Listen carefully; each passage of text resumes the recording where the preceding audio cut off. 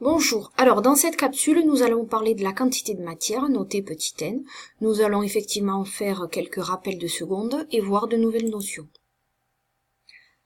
D'abord, rappelons ce que c'est que la quantité de matière. C'est une unité qui est utilisée pour dénombrer des entités. Donc ça peut être des atomes, des molécules, des ions, et elle s'exprimera en mol. Donc vous avez vu l'année dernière que les chimistes comptent en faisant des paquets d'entités. Et dans un paquet, on va mettre 6,02 10 puissance 23 entités. Ce paquet correspondra à une mol. La constante d'Avogadro en mol moins 1 donne effectivement le nombre d'entités présentes dans un paquet. Je rappelle aussi que pour déterminer la quantité de matière, eh bien ce qu'on va faire, c'est qu'on va prendre le nombre d'entités que l'on a, grand N, et on va le diviser par le nombre d'Avogadro. Deux autres notions que vous avez abordées l'année dernière, il s'agit de la masse molaire atomique ou la masse molaire moléculaire. La masse molaire atomique, donc son unité c'est le gramme mol moins 1, on trouve les valeurs de masse molaire atomique dans le tableau périodique. La masse molaire moléculaire, c'est à vous de la déterminer à l'aide des masses molaires atomiques. Alors un petit rappel, comment fait-on? Si par exemple on veut trouver la masse molaire moléculaire de l'eau, donc la molécule d'eau H2O qui contient 2 atomes d'hydrogène et un atome d'oxygène. Donc pour trouver sa masse molaire moléculaire, on va faire 2 fois la masse molaire atomique de l'hydrogène plus une fois la masse molaire atomique de l'oxygène. On fait le calcul et on obtient la masse molaire moléculaire de l'eau qui est de 18,0 grammes mol moins 1. Mais alors, comment va-t-on faire pour calculer, puisque c'est ce qui nous intéresse aujourd'hui, comment va-t-on faire pour calculer une quantité de matière à partir de la masse d'une espèce chimique et de sa masse molaire? Alors, voyons ça d'un peu plus près, ce ne sont que des rappels. J'ai complètement oublié de vous rappeler ce que c'était que la masse molaire. La masse molaire, comme son nom l'indique, c'est la masse d'une mole d'une espèce chimique. Donc, puisque c'est la masse d'une mole d'une espèce chimique, je peux remplir un tableau de proportionnalité en disant que une mole a une masse grand M. Et donc, n mol aura une masse petit m. De là, je vais en tirer la formule que la masse molaire, en faisant un produit en croix, la masse molaire grand M, c'est 1 fois la masse petit m divisé par la quantité de matière petit n. Donc, je retrouve la formule qui est affichée ici. Je peux aussi dire que la quantité de matière petit n, c'est 1 fois la masse, donc en fait la masse, divisée par la masse molaire. Donc ça, ce sont deux formules à connaître, et vous devez être capable de passer facilement d'une formule à une autre. Alors, une nouvelle notion, le volume molaire d'un gaz.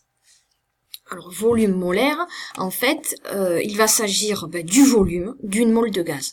Alors là, il faut savoir que dans des conditions fixées, pour une même température et pour une même pression, eh bien, en fait, quel que soit n'importe quel gaz occupera le même volume.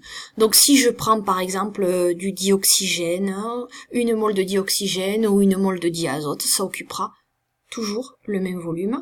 Et ce volume, à 20 degrés Celsius et à 1013 hectopascal, il sera de 24,0 litres mol moins 1. Donc ça, c'est le volume d'une mole de gaz, quel que soit le gaz qui nous intéresse. Donc cette valeur va nous être très utile. De la même manière, voyons comment, à partir justement du volume molaire et du volume d'un gaz, on peut trouver la quantité de matière.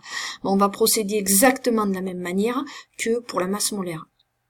Une mole a un volume Vm, volume molaire, et n mol a un volume grand V. Déterminons la quantité de matière en faisant un produit en croix. On a petit n est égal à 1 fois V, donc en fait V divisé par le volume molaire. Formule à connaître et être capable de l'appliquer. Un petit exemple, pour mettre les idées bien au clair. Donc, calculons la quantité de matière de dioxygène petit n qui sera présente dans un volume de 0,5 litres. Je reprends la formule retrouvée au-dessus.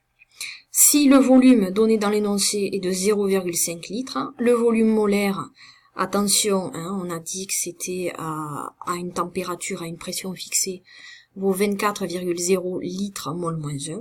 on applique tout simplement la formule en disant que petit n, c'est 0,5 litres divisé par 24,0 litres mol moins 1, et on obtient un résultat de 2,10-2 mol pour la quantité de matière de dioxygène présente dans ce flacon.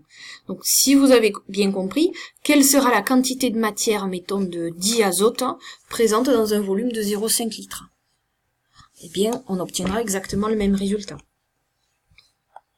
Deux autres notions abordées l'année dernière, les concentrations.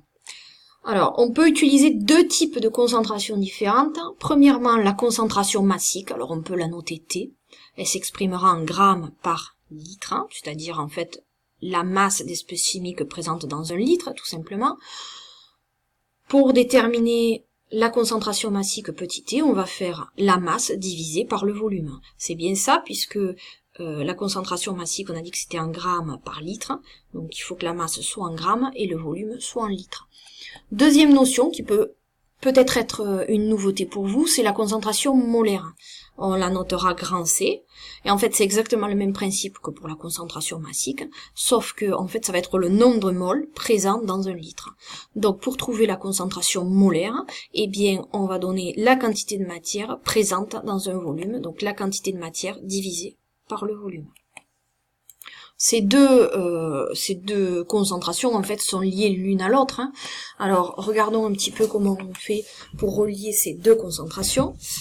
On rappelle que la concentration molaire c'est N sur V.